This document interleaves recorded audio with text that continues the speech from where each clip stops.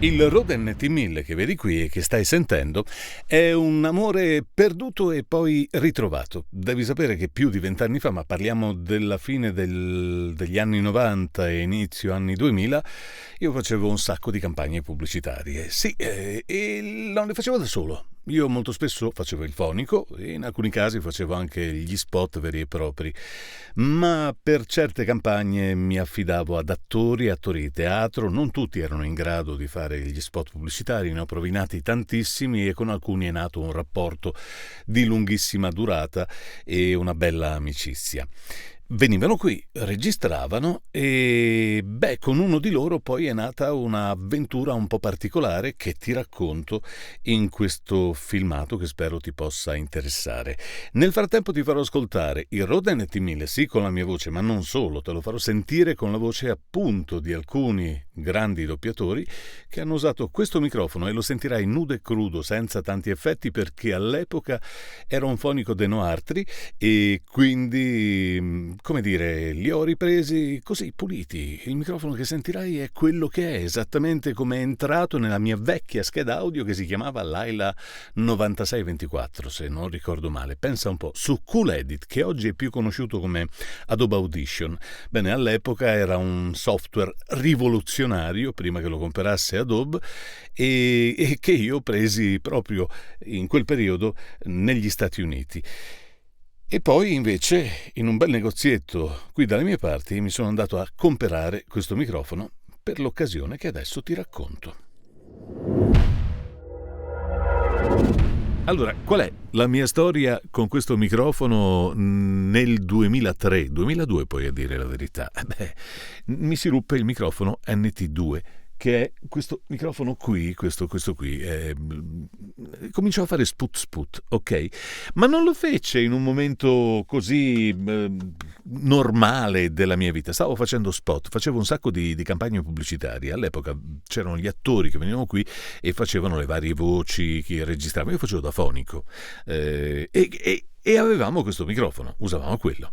A un certo punto cominciò a fare sput. Proprio in quel periodo un attore, ritornando dal set su cui aveva finito di girare il film di cui era protagonista, mi dice: sai, la compagnia cinematografica per cui ho lavorato mi chiede se conosco uno studio che possa doppiare un film ungherese. Sentiamo a Roma, a Milano, avevo un sacco di colleghi che erano capaci di fare questa. No, devi fare tu. Lo devo fare io faccio degli spot, bello, cioè proprio io non ho mai doppiato un film. No, non ti preoccupare, ti spiego tutto io, tu ce la fai. E dici: che c'entra questo col microfono? C'entra, perché dato che quel microfono lì si era messo a fare sput e mi convinsero poi a fare da fonico per doppiare quel film, io andai a prendere un microfono nuovo, perché non potevo tenere il microfono che ogni tanto faceva sput, perché lo faceva mentre stavi girando la scena o doppiando la scena, quello ci metteva le scorreggette. In uno spot guarda un attimo, rifacciamo questa cosa, e lo spot lo fai, ma una scena magari è venuta bene, poi ci vogliono tutte quelle cose particolari. Dopo ti faccio vedere, sono delle scene che sono molto, molto intime, molto particolari, e quindi mi serviva un microfono. Andai in città a comprare questo microfono. Non li compravi su internet, no, c'era tutta sta roba che dovevi andarci fisicamente a prenderti il microfono. Mi piacquette veramente tanto quando lo senti e mi innamorai di questo microfono, bellissimo, fantastico. Dicevo: perché non ci hai preso un 87? Cazzo, costava 2.500 euro o 3.000 già all'epoca. Con questo qua, con 350 euro, portai a casa un signor microfono. È possibile, senti come suona bello, bellissimo, lo adoro, un suono fantastico. E lo misi in sala davanti al leggio, e su questo sono arrivati tutti i doppiatori a doppiare questo film. Che i doppiatori chi erano? Allora, avevo Patrizia Salmoiraghi che faceva la protagonista. Bravissima Patti, veramente una cosa incredibile.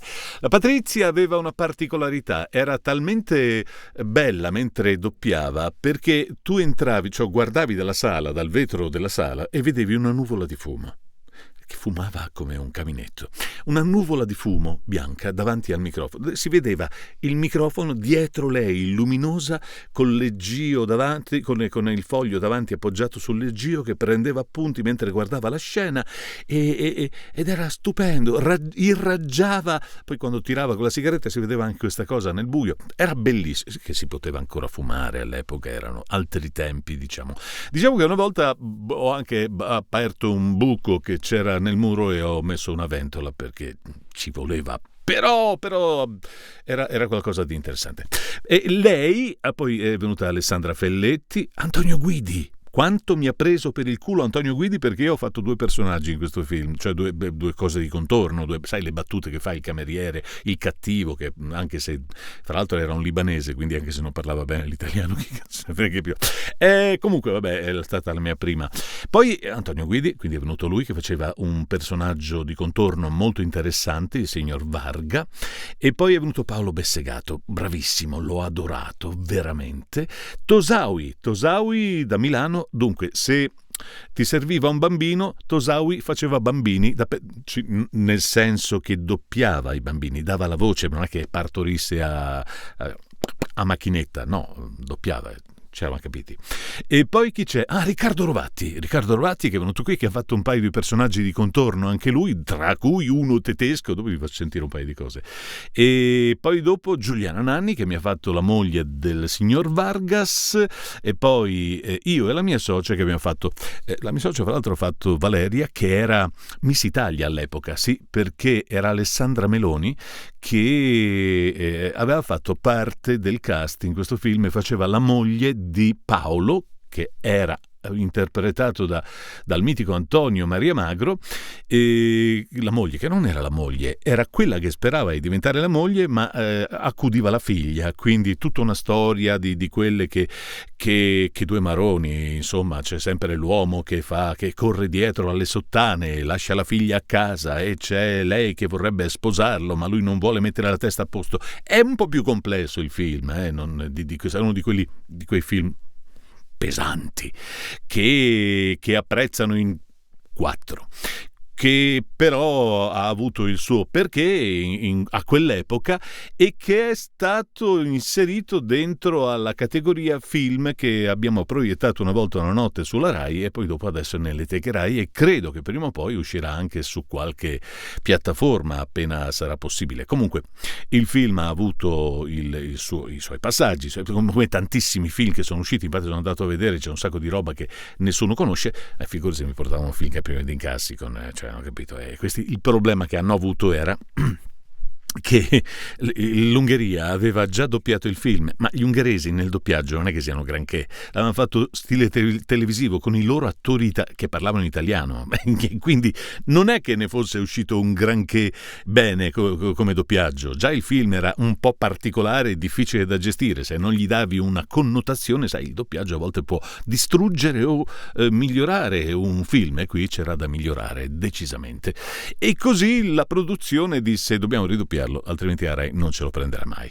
E io gli ho detto: ma siete veramente scemi, venite da me. Perché a Roma non c'era nessuno che lo voleva fare, non aveva tempo, c'era un mese di tempo per consegnarlo. A Milano erano messi da panico quando ti avvicini alle feste di Natale, o comunque i periodi dell'anno erano pieni fino a... E quindi ecco, così è successo che gli ho fatto questa cosa, capito? E lì l'ho fatta con questo microfono, e ho adorato questo microfono. Poi a un certo punto però mi sono separato dal microfono, è per quello che non l'hai mai sentita nei video che ho fatto nei confronti dei microfoni, perché lo regalai a un amico il Natale successivo, poco prima che uscisse questo film, appena dopo che è uscito, in quel periodo lì, insomma, lo regalai a un amico. Sì, perché doveva fare delle cose, aveva bisogno di una scheda audio, di un microfono, era un po' nelle... E allora a Natale siamo tutti più buoni, io prendo questo microfono e... Cazzo faccio? Gli soffio solo, gli metto un antipop. No, che antipop. E glielo regalo. A Natale ho fatto un pacco con il pacco. E così dopo io ho perso sia il microfono che l'amico. No, non perché suoni male il microfono, è che lui ha avuto vicissitudini varie per cui non l'ho più sentito. Ogni tanto ci manda un messaggio: come stai vecchia carcassa? Ma per il resto il microfono gli avevo regalato, ne fa quello che gli pare, capito? Non l'ho più visto, mai neanche più sentito. Ogni tanto quando mi mandava i file che glieli chiedevo, tutto lì, poi basta. E non so neanche se ce l'ha ancora o se l'ha venduto. Magari io mi sono appena ricomprato lo stesso microfono usato da un utente eBay dove l'ho trovato a 110 euro. Cioè, è un microfono che ancora oggi, a distanza di 20 anni, con i suoi 6 dB di rumore di fondo silenziosissimo, con il suo calore, con questo bel suono, viene ancora venduto a 350 euro più o meno. Sì, si trova a quelle cifre lì. Non è esattamente un microfono di quelli, come si dice, a buon mercato. A quella cifra ti porti a casa un Aston, se vogliamo parlare di microfoni, che ha già multipattern, eccetera. Questo è solamente cardioide, non c'è niente. Ma l'Aston, secondo me, non suona così. Può piacerti o meno questo, ma è stato un bel microfono, considerando che quando io ho registrato all'epoca avevo solo una scheda audio normalissima, gli effetti li abbiamo messi in post-produzione, ma quelli di Cool Edit, quindi non erano estremamente avanzati all'epoca, e ho dovuto registrare delle scene anche molto, molto intime, molto silenziose, con gli attori che stavano molto vicini al microfono. Non ci doveva essere rumore di fondo, ambiente, quella roba lì, e questo mi ha aiutato a fare questa cosa, che poi è stata messa su pellicola, è stata portata alla Rai, dove hanno fatto l'esame, e dopo avergli fatto l'esame hanno detto: ci è piaciuto, è passato, promosso, ok, va bene, botta di culo. Quando sono andato, a dirti la verità, a portare l'audio a Cinecittà, il tecnico mi ha detto: è corto. In che senso è corto? È corto perché l'audio del film deve essere, poi il minutaggio in più, non mi ricordo qua. Perché? Com'è possibile che sia corto? Abbiamo doppiato sulla videocassetta che ci ha mandato la produzione. Ah, videocassetta! 24 fotogrammi, 25 fotogrammi, voi avete registrato a 25 fotogrammi, invece il film va a 24. E quindi hanno dovuto fare un'operazione. Non sapevo niente, io non sapevo assolutamente niente, che gli avevo detto: io non so niente di questa roba qua, insegnatemi. E disse: te lo insegno io. E questa cosa è sfuggita ai più. E come cosa è successo? Beh, no, niente, loro hanno fatto i loro maccheggi, hanno aumentato di un fotogramma la proiezione mentre facevano l'accoppiamento dell'audio, e quindi alla fine è andato tutto perfettamente, botta de culo, sanità de corpo. E la stessa cosa con il DAT, perché io avevo il DAT, facevo gli spot, a volte le agenzie mi chiedevano il DAT e io facevo lo spot sul DAT, Digital Audio Tape, sai cos'è?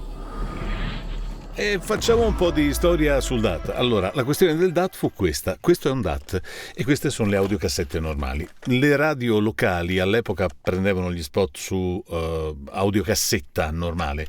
Quelle un po' più toste lo volevano su DAT, che era questo un audio spettacolare, potevi avere su DAT, e noi facevamo lo spot su computer e poi lo mettevamo, oppure su nastroni, a volte anche su grandi multipista, e poi si metteva su DAT e si mandava via. Poi questo qua si usava anche con i colleghi, perché se io volevo la voce di un artista che si trovava in una città lontana e non poteva venire a registrare in studio da me, i primi home studio usavano il microfono collegato al mixer e poi collegato al DAT, infilavano questo dentro al DAT, cioè la cassetta dentro al registratore, facevano rec e poi registravano tutte le parti, e poi lo mettevano in una busta.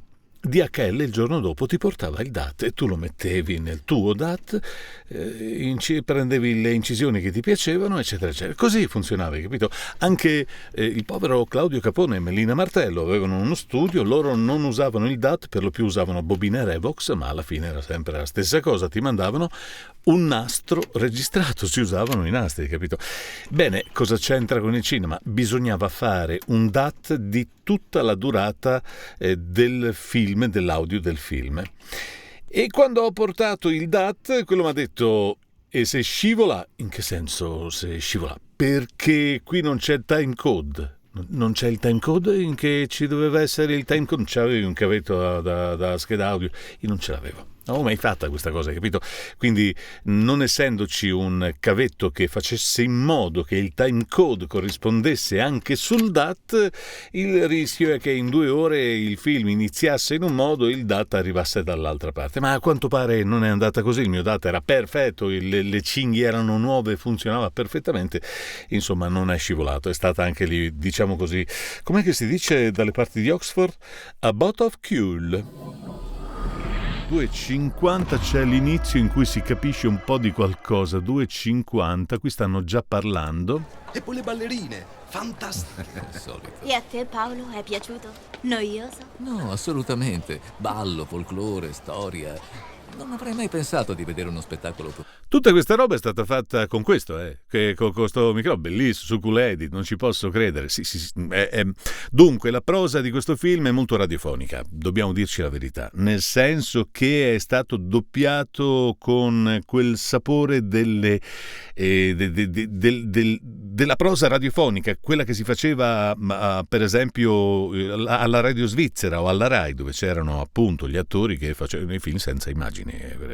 E quindi c'è un suono un po' più, come potremmo definirlo? Forse eufonico, è tutto molto più radio. E in effetti il film ha questa particolarità, questo suono più radiofonico rispetto a un film, diciamo, standard dove c'è un altro tipo di doppiaggio. È stato fatto così. Che ho trovato, fra l'altro, sul server anche una serie di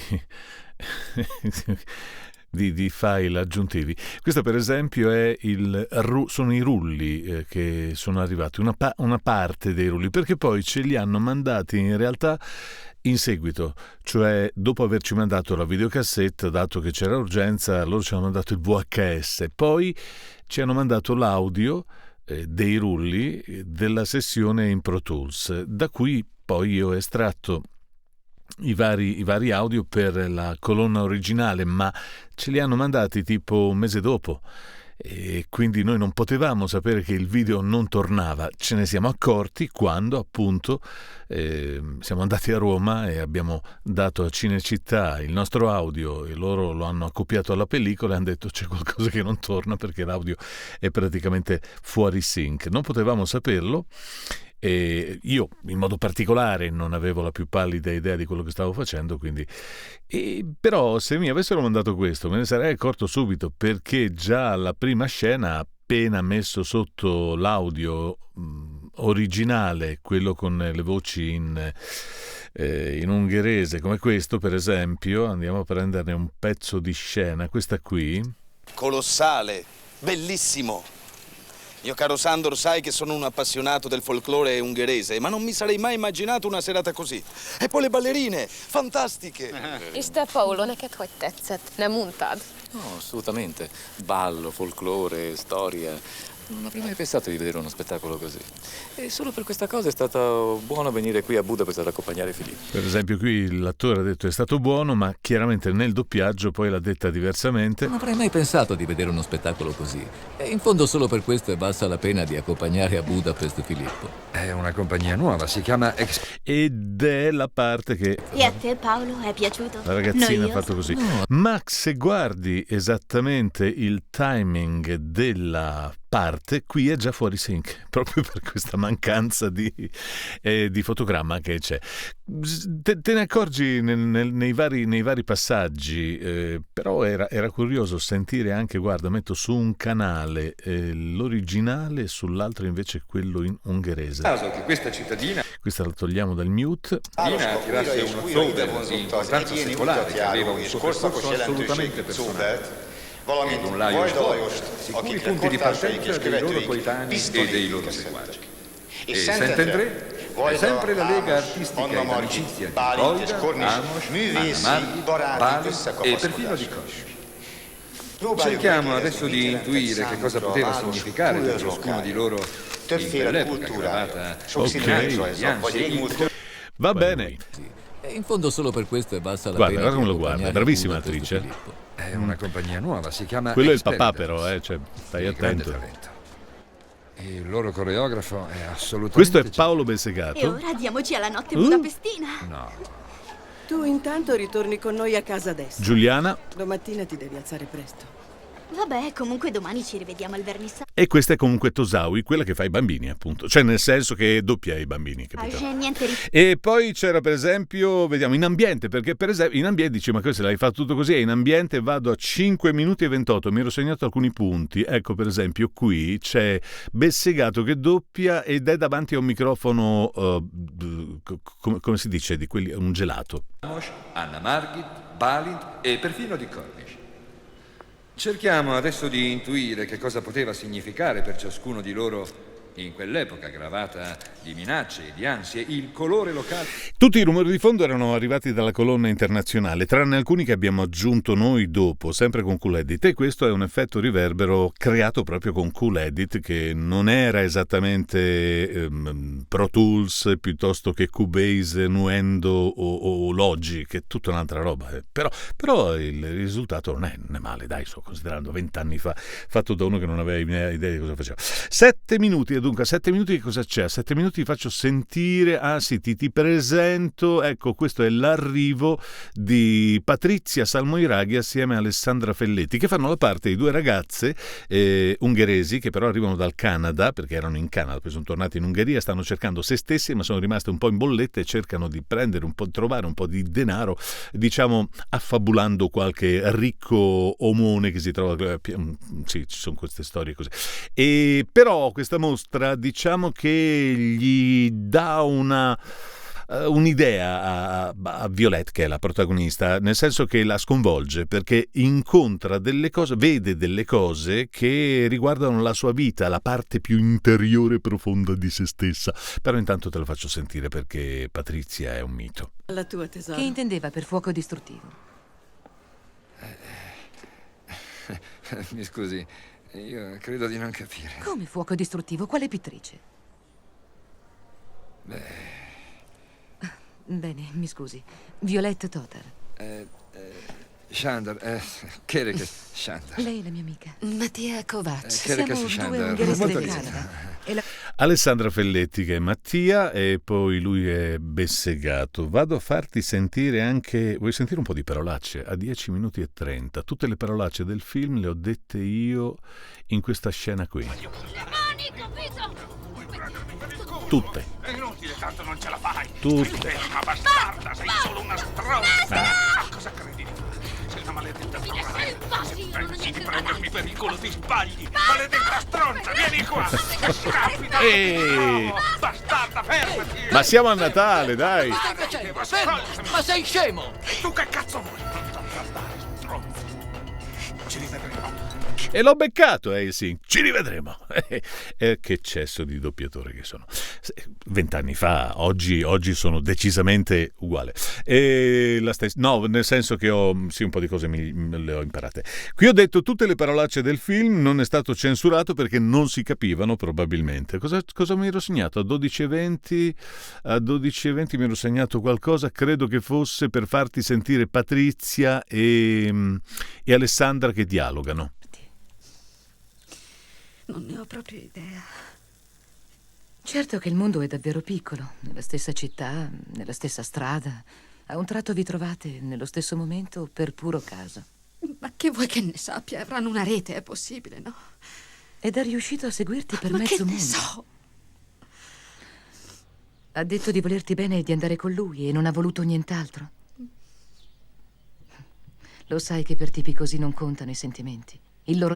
Ok, brava, mi piace, mi sono piaciuta, lo faccio sentire, volevo condividere con te questa cosa. 15 minuti che mi ero segnato qualcosa.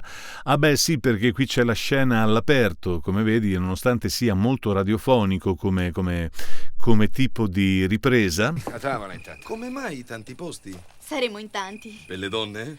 Filippo, hai mai pensato di darti agli uomini? No, Per lui analcolico. È così, forse. Grazie.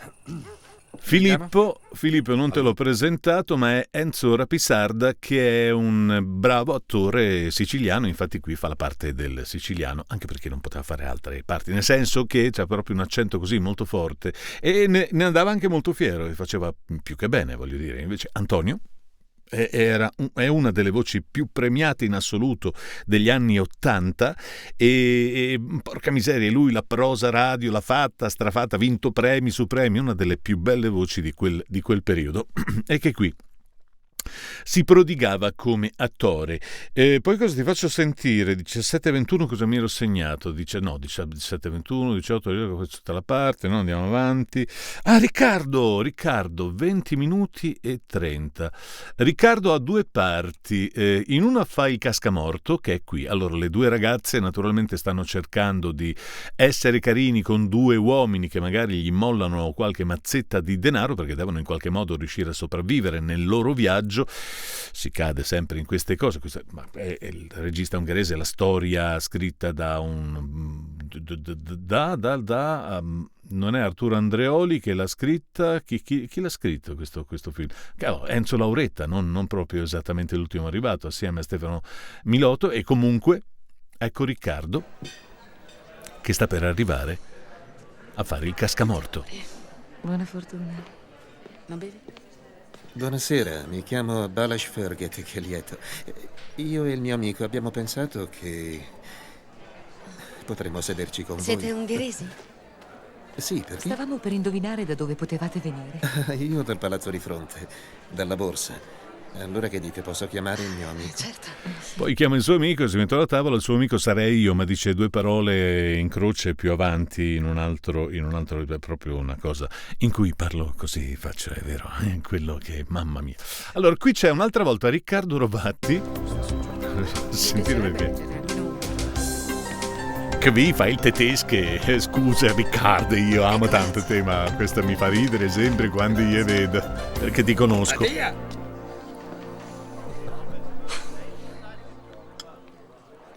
Finalmente vederti, Mattia. Sono alcuni giorni che cerco Violette. Secondo me sta a casa a lavarsi i denti, per questo non risponde al telefono. Unmöglich. È mezzogiorno. Violette non è una che ha orari. Versti, salutamela. Io domani parto per Monaco. Arrivederci.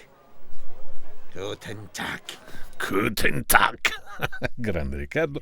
E poi cosa c'è? 21:54 mi ero segnato. Perché ti volevo far vedere 21:54? 21:54, accidenti, la mia socia che è stata veramente brava, lei più brava di me 10.000 volte, 52, Anna Maria Renda, eccola qua. Ti dispiace? Non sai dire altro? Potresti almeno andare lontano da Agrigento, quando hai un'avventura. Capriccio. Dai, non ti esaltare sempre così.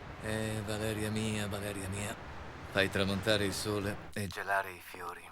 Ma tua figlia Era veramente... stronzo con questa donna da morire proprio. È per questo che ti ho chiamato. Passamela. Sai, noi andiamo a Siculiana Marina per alcuni giorni. Tu ti diverti quando torni?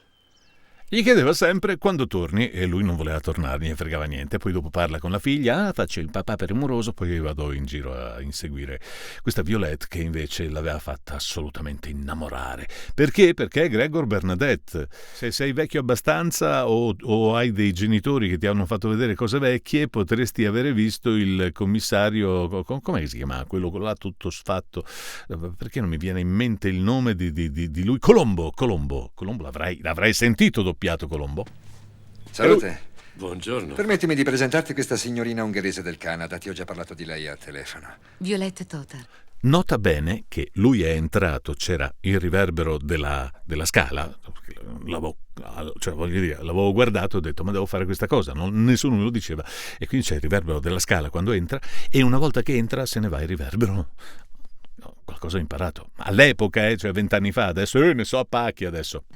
Prego, entri pure, i quadri sono di là. Glieli ho anche disegnati perché io sono ingegnere.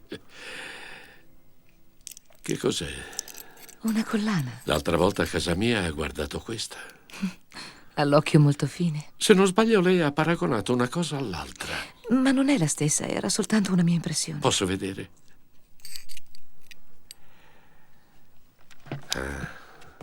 Allora, Antonio Guidi è una leggenda vera e propria, perché ragazzi stiamo parlando parliamo degli anni 50, 60, 70, 80, fino a che il 17 ottobre del 2013 ci ha lasciato. Un grande che mi ha preso per il culo per tutto il tempo, è stato veramente però simpatico, perché lo faceva in modo molto simpatico. Anche solo ascoltandolo e vedendolo lavorare, ragazzi, si imparava un sacco di roba. Poi Peter Falk faceva tra i vari, poi ha fatto Peter Ustinov, ha fatto Walter Matthau l'avrei visto 1000 volte. Qui veramente, quando ho riguardato questa scena a distanza di tanti anni, ho detto, ma veramente, per fortuna che è libanese, sicuramente è libanese in Ungheria e parla in italiano, quindi non si capisce quello che dice. Di una specie di accordo. Non sai niente tu, non ti riguarda. Mi hai capito? Come? Senti, mi sono rotto. Mi devo alzare io o te ne vai tu? Non lascio la città finché non avrò quello che mi spetta. E tu farai meglio stare lontano da quella donna. Del resto lei e la sua amica sono a caccia di uomini ricchi. Ah.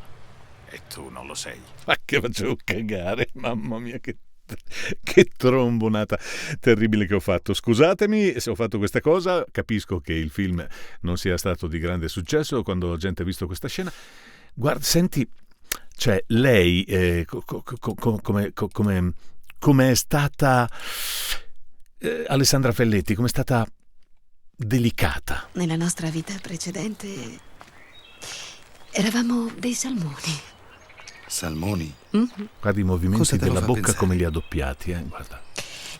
Il fatto che da noi in Canada i salmoni, invece di vivere e nuotare nell'oceano liberamente, a un tratto iniziano a risalire il fiume fino a quando non vengono presi da un pescatore. Ma dai, è stata bravissima, io l'adoro la Felletti, poi la senti in un sacco di pubblicità adesso, in modo, no, da anni, cioè una vita, le fa tutte lei. Hai capito? E poi qui c'è segnata anche Paola, però che farebbe Giuliana, ma Giuliana io non l'ho trovata qui in questo film, per cui ci deve essere stato un piccolo e vero inghippo all'interno, perché Paola, me la ricordo bene, Paola Roscioli, grandissima attrice che trovi a teatro, ma brava a dire poco, e che però io non riesco a trovare qui, ed era una delle attrici che frequentavo all'epoca. Nonostante questo io aspiravo da tutti questi attori che arrivavano per diventare poi uno speaker e non un doppiatore. Quindi hai capito cosa ho fatto con questo bellissimo microfono Rode NT1000? Hai sentito? Senti come suona. Dici, ma come suona rispetto all'87? C'hai ragione. Veramente un pezzo di storia della radio, perché questo microfono in realtà è nato per la radio, poi ha avuto tutto il suo sviluppo all'interno degli studi di registrazione, ma ad esempio nel doppiaggio puoi trovare anche versioni dei 67, per dire, valvolari, non necessariamente questo è un punto di riferimento, diciamo così. Questo è l'U87i che ti sto facendo sentire così secco, brutalmente collegato alla Universal Audio, a cui ho collegato anche questo, che porca miseria non è che sfiguri come microfono di fianco all'87, lo senti l'87 l'NT1000, e c'è una bella differenza, perché uno è un poco più di un decimo, diciamo, del suo costo, poco meno di un decimo del suo costo, e continuano a produrlo a distanza di 20 anni. Ce ne sono tantissimi microfoni che si potrebbero usare, però questo ha una particolarità: è estremamente equilibrato e silenzioso, ha un sacco di calore, questo sì. Senti, ma se noi gli mettiamo per esempio un VT, per esempio, no? Tanto per dire, gli mettiamo un VT e un Teletronics e lo facciamo suonare come se fosse primavera, come se noi volessimo proprio produrci qualcosa, ci mettiamo della roba. Guarda, l'ho attivato adesso e lo attivo anche nell'U87, però qui ho un'uscita un po' più bassa sull'U87, perché sicuramente l'ho abbassato prima da qua e invece devo riportarlo a livello. Esatto, così. Sì, così, mi sembra che suoni bene. Stai suonando bene? Ciao, sono il Rode NT1000. Da più di 20 anni occupo il mio spazio nella scena dei microfoni professionali. Io invece sono l'U87. Ah sì, io molto più vecchio di te, io molto più costoso di te, tu piccola caccola australiana. No, sono veramente due bestie di microfoni messi uno di fianco all'altro, anche con un preamplificatore. Addirittura io sono ancora basso qua. Aspetta che alzo direttamente proprio il gain, vediamo un po' che succede. Alzo il gain dell'U87, dovrei essere a livello adesso e non riesco a trovare una quadra. Vabbè, sono pochi dB, no, un dB di differenza, quanto c'è? Non ne ho idea, anche perché hanno suoni decisamente differenti. Però senti questo qua, senti com'è tondo, com'è tosto, come ti raccoglie tutte le magie. Puoi fare il mostro. Ciao, sono un mostro. Ciao, salve. Che però lo fai anche qua sopra, però questo è un po' più in faccia come microfono. Bello, mi piace. È stato bellissimo raccontarti la storia di questo microfono, perché questo è un microfono che per me ha avuto una storia anche molto importante. Mi ha fatto molto piacere ritrovarne una copia, non doverlo ricomprare nuovo perché non avevo nessuna voglia, però è un microfono che merita, al punto che ci ho addirittura fatto 3 demo che ti faccio sentire alla fine del video se avrai voglia, altrimenti skippa e buonanotte al secchio. Grazie per aver guardato questo video fino qui e buon Natale!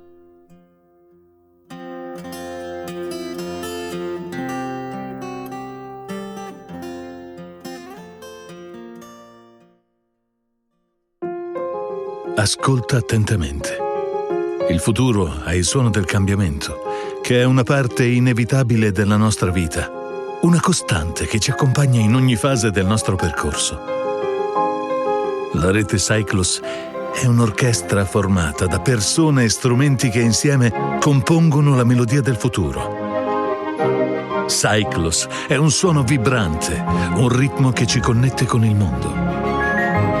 Siamo una rete di persone determinate a fare la differenza. Lavoriamo ogni giorno ad un crescendo di attività che sfidano ogni limite. Sei pronto al cambiamento? Barcellona, maggio 2022. Focus determinazione. Perché qui c'è ambizione. Perché qui le cose si fanno. Perché qui il futuro intercetta la storia. Anche noi siamo così. Combattere sempre. Obiettivi chiari, strategie concordate, volontà, azione. Questa è la storia di un viaggio, partito da un'idea di un uomo. Inizia a Parma, prende forma con il saper fare a mano in Italia, si realizza grazie al mare e porta con sé i valori nutrizionali del pesce azzurro. Questa è la nostra storia e da 70 anni siamo in viaggio per portare sulle vostre tavole il meglio del pesce, già pronto. L'Isola d'Oro, il bello del buono